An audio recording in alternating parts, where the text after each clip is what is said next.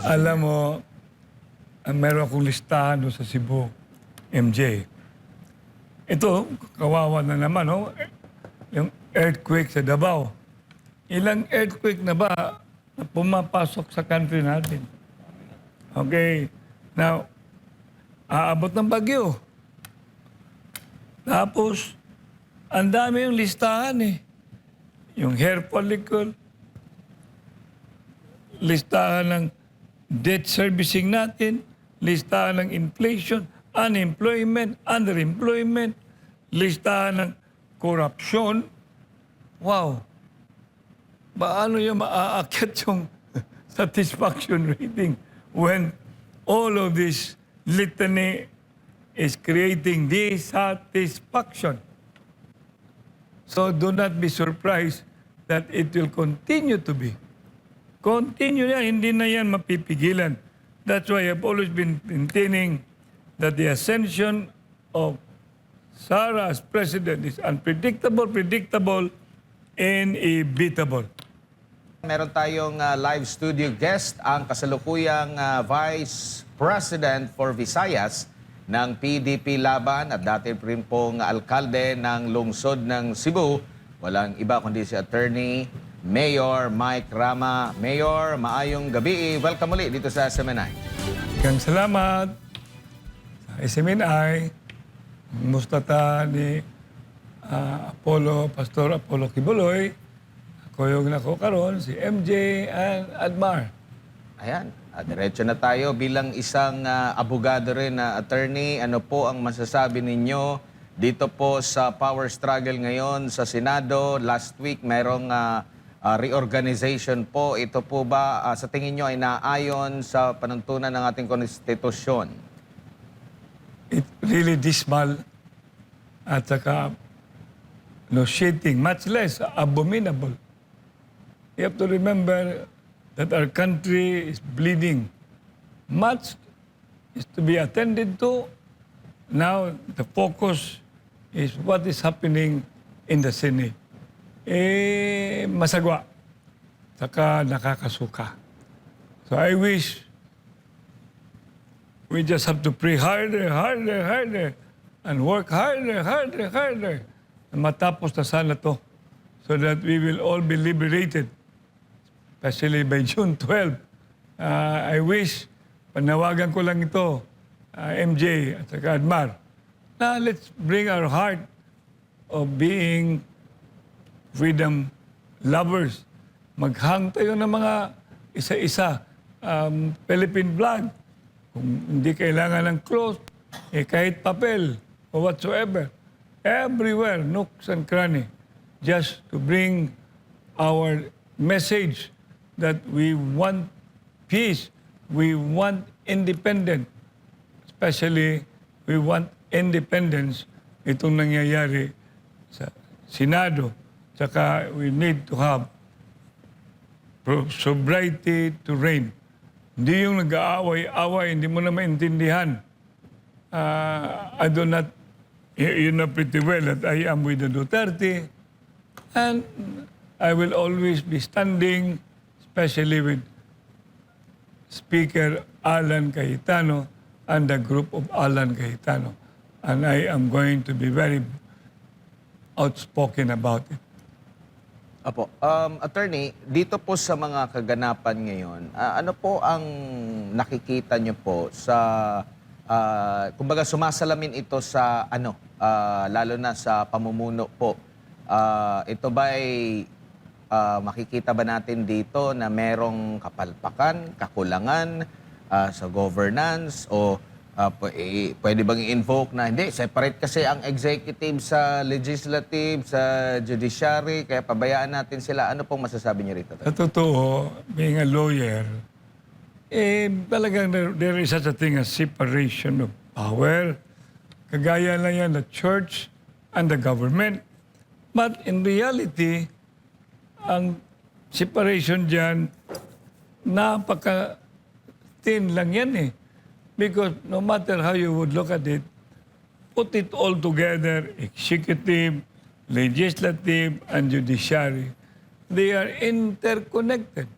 And they may be dependent from each other, but for all intent and purposes, we cannot become a nation without all these institutions collaborating, coordinating, cooperating, and standing for what is good for the welfare of our own people.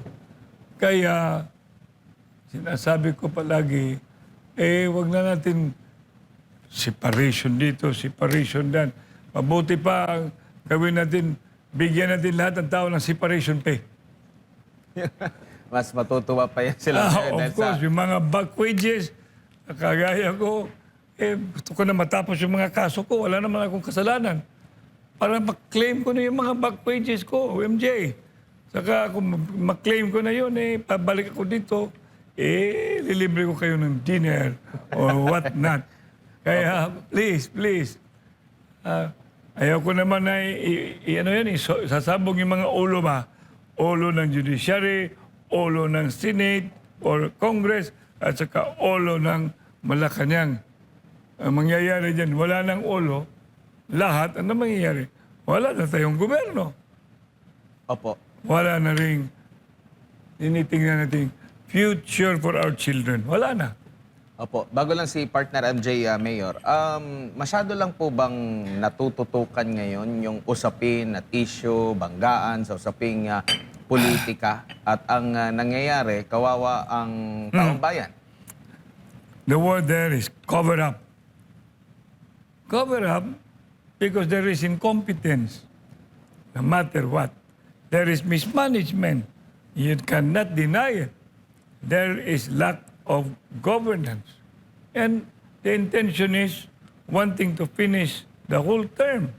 But it's not even the only intention is to extend if it can be. Because ganun yung mangyayari. Pag you're already in a certain position of power, influence, gumagana na yung mga perk, mga amenities na you're enjoying, ayaw mo na magbitiw. What is that? Greed for power.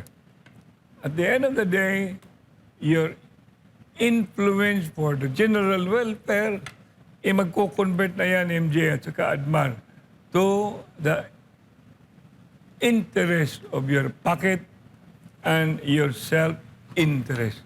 Kaya masagwa. Mayor, may gabi. Yes, may gabi. Apo, Mayor, ito pong issue ngayon sa Senado, isa lang po ang bottom line nito. Hahanapin po ang pananagutan, paghahanap po ng accountability sa issue po sa flood control. Di ba po, Mayor, ang Cebu, some parts of the province, biktima po ng baha dahil po sa palpak na flood control projects. Baha, sa totoo, in the book of my grandfather, and my grandfather became a mayor in 1938. Baha, nandyan na yan. Nandyan na yan, baha. Kaya nga siya ginigising kasi mayroong baha. At saka nag-prepare pa siya ng baruto in his book. But we know too well, ang Cebu City is a city surrounded and then there is a coastal. Saka yung Cebu City, yung pag high tide, pumapasok yung tubig Admar, MJ, doon sa Cebu. Inland. Ngayon, kung di mo lalagyan ng mga high-tech, kagaya ng Singapore, and etc., so ang mangyayari, hindi mo masosolve. Plus, makita mo yung ginawa ng DPWS. Binisita namin yan ni si Mato. One time, DNR secretary. Diba, si Mato?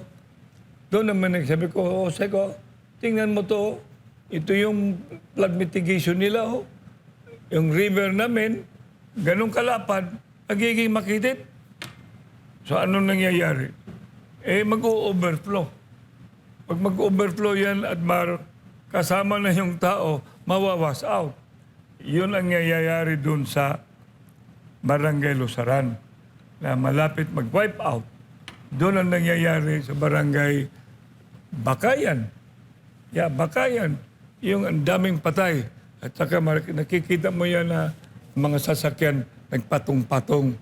Kaya yung sinasabi mong flood control, mayroon din. Hindi basta-basta lang yung sinasabi mong river banks na walang laman. puro simento, pero walang ano ba yun, yung bakal. Ampaw lang siya. Oh, ampaw talaga.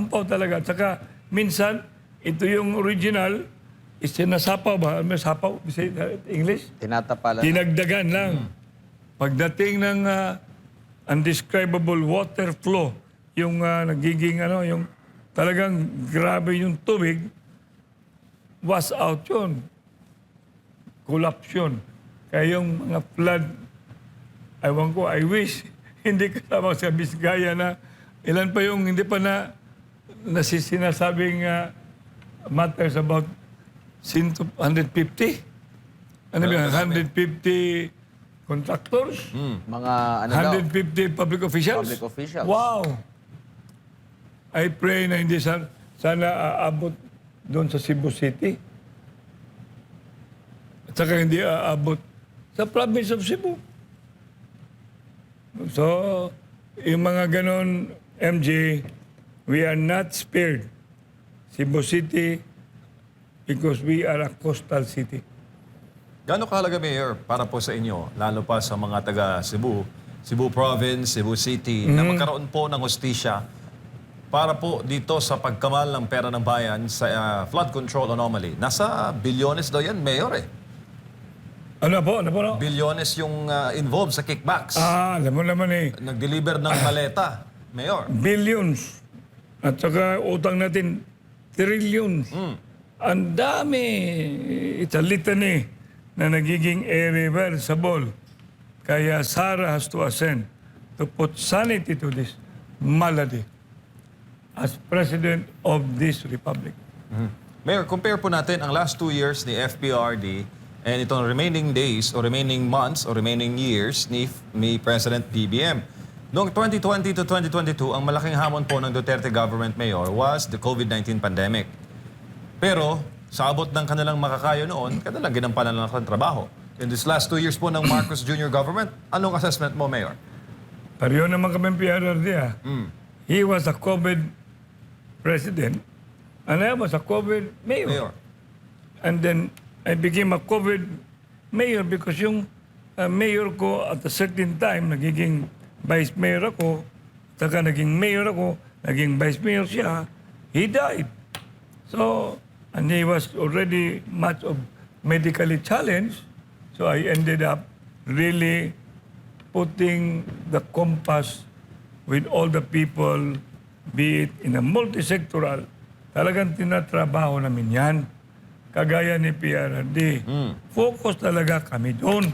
Kaya Cebu City, Admar, we are claiming to be one among the first to have been emancipated from the quagmire of the effect of COVID.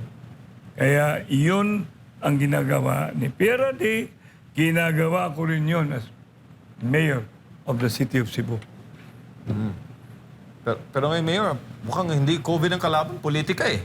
At worse, Mayor, ang kalaban mo, kapwa mo Pilipino. Yung last 2 years ni FPRD, kalaban mo, virus eh. Kaya nga, it's just unfortunate. Kaya dasal. At saka gawa. Yan ang pinaka-importante. Hindi lang dasal, gawa. Ano ba yung gawa? Gagawa tayo ng hakbang para malalaman ng administration natin na enough is enough. Tapos na. Kung di nyo kaya, andyan naman si Sara. Pag nag-ascend na si Sara, we will all have to help her. Help, and she needs all our help. Kaya yung hakbang natin, talagang i-prepare natin sarili natin. Pag si Sara na maging presidente, kailangan tulungan natin. Hindi yung we will become with crab mentality, ipapabad na naman natin si Sara. Mali yun.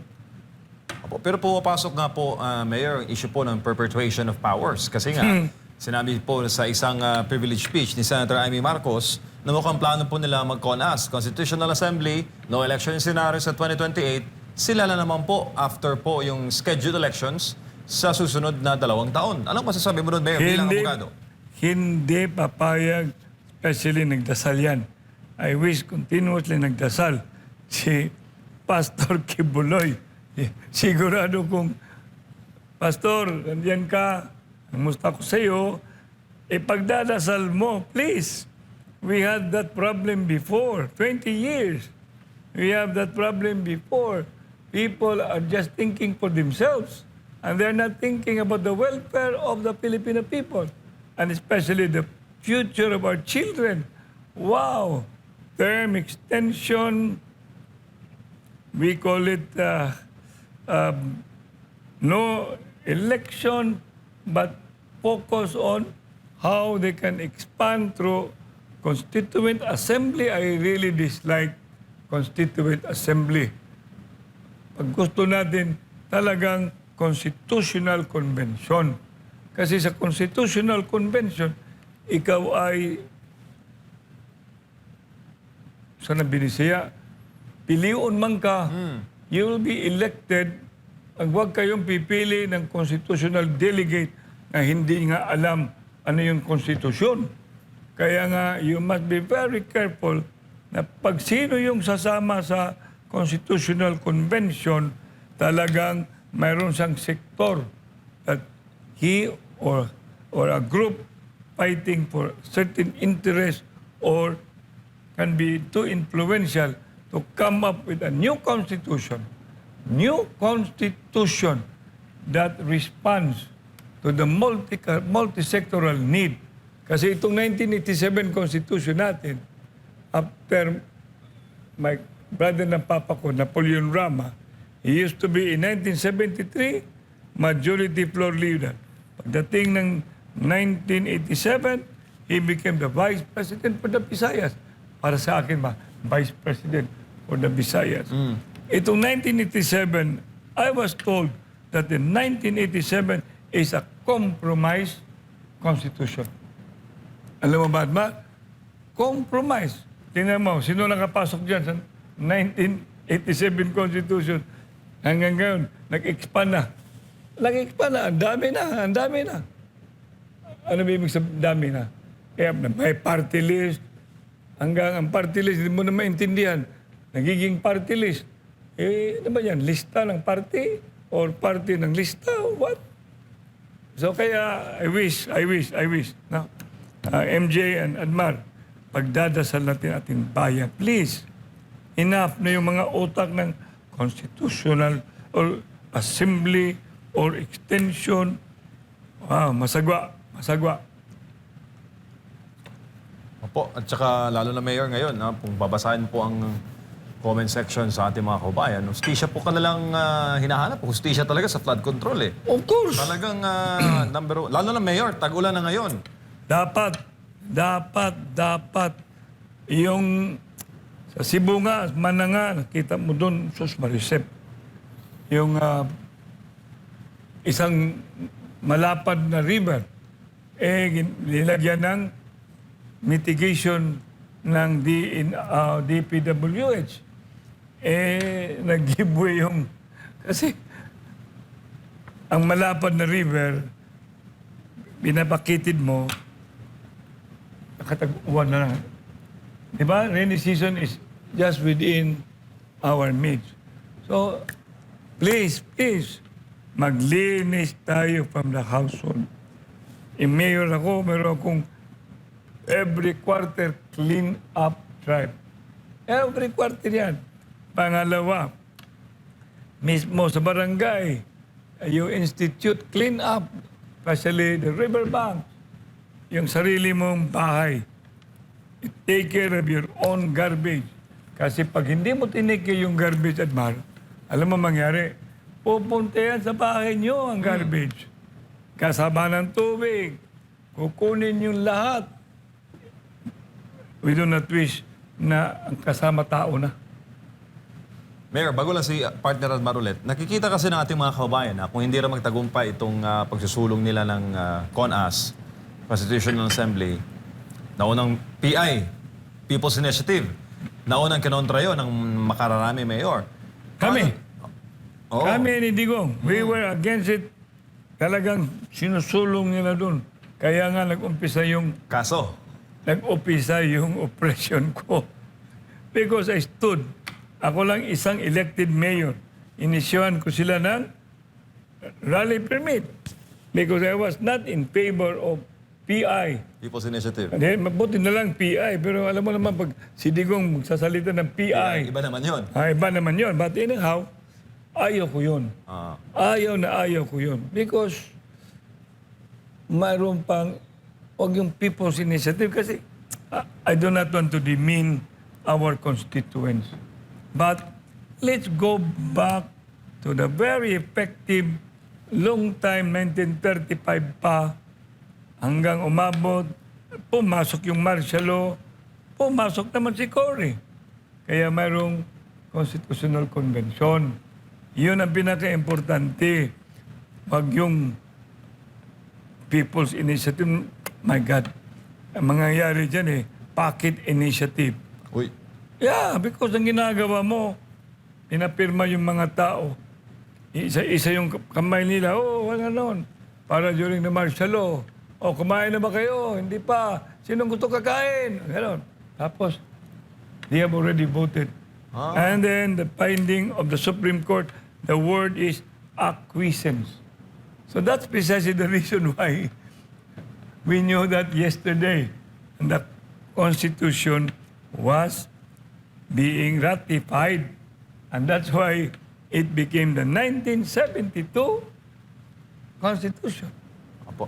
Mayor, let's test your wisdom, no? Kasi nakikita rin ang possibility ng martial law, Rev Gov. Anong tingin mo doon, Mayor? Martial law. Martial law, tapos revolutionary government na sunod. Parang naulit nung kasaysayan ng tatay niya. Alam mo, it's a defeatist move. Defeatist. Parang there is absence of conscience. Wala na. It's not only defeatist, sabihin natin, bankruptcy. It has reached a point that there is bankruptcy of solution. I-termine mo hanggang 2028. Hindi nga nakikita natin light at the end of the tunnel. So therefore, we must already be praying strongly so that Sara Duterte, and she should be ready and we should all be helping. Huwag na natin pag-iisipin pa yung extension, martial law, napaka-defeatist yan. Taong bayan, huwag naman. Kasi pag ginagawa nila, alis, abot na nga tayo. Layo kasi ako, nandun ako sa Cebu pag mayroon na akong, wala naman ako helicopter, wala akong replano. But to bring you to yesterday, I was reviewing in Ateneo when Ninoy was killed. I never miss, Admar, of all those protests, MJ, in Ayala. I never missed all those burial and wake of Cory, Noynoy, and Ninoy. In other words, I've always had my heart because I love God, I love my country, and I love my family. Mayor, Yes, sir. Dito naman po tayo sa usapin po ng satisfaction rating ng kasalukuyang Pangulo po natin. Sa kasaysayan po nating bansa, Mayor, talagang pag-upo pa lang ng presidente, mataas talaga yung satisfaction rating, of course. mataas yung grado. Normal At yun. pag alis niya, mababa. Parang na-break lang yata yung record sa panahon ni former President Rodrigo Duterte Yes, na mas that's right. mataas pa kumpara doon sa kanyang pag-upo, no? Pero ngayon po, meron pang at least 2 taon bago ang next na election. Masyado bang napaaga na bagsak agad yung net satisfaction, negative 15 ang net satisfaction rating po ngayon ng Marcos? Alam mo, meron akong listahan doon sa Cebu, MJ. Ito, kawawa na naman, no? Yung earthquake sa Davao. Ilang earthquake na ba na pumapasok sa country natin? Okay. Now, aabot ng bagyo. Tapos, ang dami yung listahan eh. Yung hair follicle, listahan ng debt servicing natin, listahan ng inflation, unemployment, underemployment, listahan ng korupsyon. Wow! Paano yung maaakyat yung satisfaction rating when all of this litany is creating dissatisfaction? So do not be surprised that it will continue to be. Continue yan, hindi na yan mapipigilan. That's why I've always been maintaining that the ascension of Sara as president is unpredictable, predictable, and inevitable. Pero sa kabila po nito, Mayor, meron pa rin silang paliwanag, palusot, rason, bakit ganito yung naging grado ng kasalukuyan pong administrasyon. Kasi sa kasalukuyan naman daw, meron naman daw pong mga hakbang na ginagawa po ang administration. Sinabi pa nga na baka yung natanong daw hindi naabot ng tulong ng gobyerno. Kaya negative yung gradong ibinigay. Tingin niyo po ba itong hindi nagsisinungaling itong mga datos na ito at ito mismo yung nangyayari sa ground? Alam mo, anywhere I go, sasakay ako ng taxi dito. Pupunta ko anywhere in Cebu and then some municipalities by chance, whatsoever, is simple lang ang tanong ko eh. Marcos Duterte, hahanap ka ba? Alam mo, sila pa magsusupply sa'yo. Bago lang, mayroon ko ng kausap, no, taga, let's say, just want to protect them. Couple, sabi pa sa akin, no, Mayor, ang dami namin. Puro Duterte kami. Hindi yan ordinaryo, ha? Public official. Puro Duterte sila, Sara. So, I don't want to be exaggerating, but that is the truth. That is the temperature of the ground. Hirap hanapin. Paano ba makasabi kang BBM? Paano mo masabing Marcos? Kung nakikita mo yung mga problemang hindi na solve. Pag makikita mo yung nangyayari dyan sa Senado, pumapasok pa yung Malacanang. Re-recognize yung... Ano bang ascendancy ng Malacanang to recognize who should be the speaker? If there is an impasse about the speakership, if it is justiciable, then the court will resolve. If it is a political question, then the separation of power will set in. So it will not be resolved among them. But no other institution, especially Malacanang, to come in. Otherwise, ano mangyayari ang governance natin kung isang institution is being influenced by other institution? And we always have understood the meaning of separation of power. Congress has the plenary power to legislate. That is absolute power to make laws. Executive, once all these laws are already been approved, their power is to execute. And the judiciary is the body of the last resort. Bago ko lang binasa doon, no, sa kasong Abilino versus Cuenco, nandun mayroon yung statement doon, no? Yung Malacanang pala, inferior kaysa Congress. Gawa mo, ha? Tingnan mo. Sino bang gumagawa ng batas? Congress.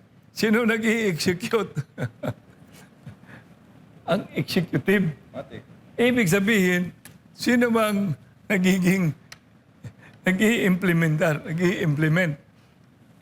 Ibig sabihin, ayaw naman natin sabihin na follower or ano ba yung helper lang sila or pero ang power ng Congress talagang hindi mo basta-basta kasi profound yun. Very profound ang power ng Congress. Kaya nakita ko doon, oh, first time ako nakikita, oh, yung Malacanang or the executive has become much inferior than Congress. Opo, Mayor, nag-umpisa po na bumagsak yung kanyang net satisfaction rating ng kasalukuyang administrasyon. 2025 pa. January, nag-plus 9 na siya, single digit yon, no? Mula sa plus 19. At after nun, puro negative na yung net satisfaction rating. Nakikita niyo po ba na merong pagbabago sa galaw ng pamumuno? Or ano ba ang nakikita niyo po ba na dapat baguhin, lalo na sa polisiya po, kakayanin pa ba sa remaining? Kasi alam natin, mayroong terminong ginagamit, nagiging lame duck na kapag papatapos at papatapos ng termino o papalapit na ang susunod na presidential election, attorney. Alam mo, Admar, MJ, the only thing that they ought to be bringing to all and sundry is apology. Wala akong nakikitang that there is still, we call it, light at the end of the tunnel. Wala. It has become so much being insurmountable na yung solusyon sa nangyayari sa ating bansa talagang change. We've got to have a change of leadership. Pero hindi rin guarantee yan pag hindi natin tulungan yung leadership. Saka at least yung sinasabi mo, will there be anong mangyayari? Mayroon ba tayong maraming pera ba tayo? Maraming pera ba tayo? Sa maleta. Saan yung maleta? Pwede ba natin isa-isahin yung how many people do we have now? 115 million? Opo. Alam mo, MJ, pag sinasabi mong, will there be positive diyan? Wala. Talagang wala. Hindi mo pa mapipigilan yung calamity. Paano mo mapipigilan? Mapipigilan mo yung earthquake. Aabot na ng 8, sus marisip. Kaya, palagi ko sinasabi yan, we must shift. Ang shifting natin ngayon is, we must strongly pray. Kaya, Pastor Apollo Kibuloy, help us pray. Lahat na believers, we must enhance our faith. And we cannot just be enhancing our faith. We must couple it with action. Ay ano yung action? Action from the household, then to the sitio, to the barangay, at tulong-tulungan tayo. Lahat. Hindi pa yan guarantee. Hindi pa, I'm telling you, it's not because too much destruction has befell our nation. Opo, huli na lang po, attorney. Tingin niyo po ba may bigat pa kung meron siyang i-endorso sa 2028? Sino? Ang kasalukuyan po nating presidente. Aabot pa sila ng 2028. Yun ang question. I mean, if they're thinking na aabot pa sila ng 2028, ito nangyayari sa Congress, my God, House of Representatives, itong nangyayari sa Senado, wow! Tapos, yun, nakikialam pa ang Malacanang sino magiging Senate President, i-recognize or whatsoever. Nabasa ko yung Abilino Cuenco. Nabasa ko yun eh. Inasa ko bago ako pumunta dito. Kaya, ewan ko, magdasal tayo na wala ng earthquake, wala ng typhoon, wala ng malady na darating. Opo. Kasi kung hindi natin mai-stop yan, what is to be expected in the future? We do not have the money. Do we have the money? Nasa mga korap po. mabigay na balik sa kaban ba yun? Opo. Yung treasury. Tapos i-divide natin sa mga tao. Opo. Ang tas-tas na rin ng utang natin. Hindi na lang utang natin, yung dollar, naging senior citizen na. Correct. Opo. Kaya wag na tayong magbiruan, wag na tayong magtawanan. Wala ako makikita. I do not see light at the end of the tunnel. Wala. Siguro I'm sorry. Bilang panghuli na lang po, Mayor, mensahe nyo na lang po sa ating mga kababayang nanonood at nakikinig sa kasalukuyan. Lalo na, malapit ang Independence Day, Mayor. Kaya nga, balikan ko. Ako'y nananawagan. Please, di man kayo magko-convene anywhere else. Let's show our flag in our own household. Display the flag because that flag will always bring you patriotism, heroism, and nationalism. Yun ang kailangan natin. Kailangan natin ng self-sacrifice, no gain without pain, no reward. There's no prize if you don't also work for the prize. So, ladies and gentlemen, maraming salamat, is Iminay. Maraming salamat, Admar, MJ, balikan ko. June 12, one day before the birthday of my son, MJ. Pareho ng pangalan mo eh. Sangay. Saka pangalawa, I'd like to pray and ask for prayer of all those now in Davao, in area, in General Santos or where else, being hit by the 7.8 Richter scale, that they will continue to believe, because once a magnitude of this kind hitting, then they start wondering, where is God? And I wish that should not be their question. But rather, we have to pray for them. Hindi masira yung faith nila. Masabalikan ko, panawagan, June 12, kung hindi man kayo magko-convene anywhere as one, let's show our act of patriotism, nationalism, and heroism. Bring flag in individual houses, patch ha, o Philippine flag, huwag mong baliktarin. Flag, ipapatch mo para makikita ng buong mundo na tayo ay nagkakaisa sa ating pag-ibig sa ating bansa, sa Diyos, at saka sa ating pamilya. Maraming salamat. Good evening. Always, okay, SMNI with Admar and MJ in your program called Night News. Ayan, maraming Thank salamat. you very much, all the technical men. Maraming salamat si Attorney Mike Rama, ang kasalukuyang Vice President for Visayas ng PDP Laban.